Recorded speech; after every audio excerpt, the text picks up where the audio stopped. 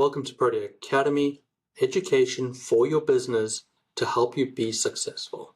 My name is Zane Stevens. I am the founder of Protea Financial, and we have an update for business owners. 2025 mileage rates are here.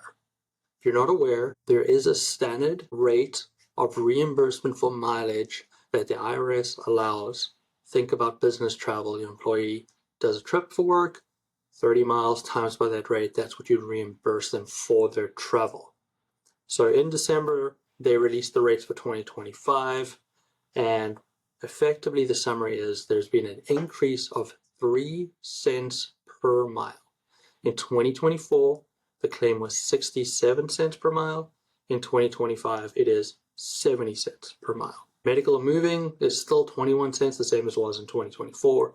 And for charitable work, the number is also unchanged at 14 cents per mile. Big change for business owners, something you have to keep aware, because if you are reimbursing employees for their mileage, it's important to use the correct rate. So if you haven't already, update those expense claims, communicate to your team, and make sure that they understand that in 2025, we're using 70 cents per mile. A couple of other things to note. This rate applies to all vehicle types, be it gas, electric, hybrid electric, and even diesel-powered vehicles. For every type of vehicle, it is 70 cents per mile. Interesting fact, the IRS released this on their website. Actually, I'll pull up the article over here. On the IRS website, the article was noted, IRS increases standard mileage rate from business and use 2025. Key rate increase 3 cents per mile. Okay.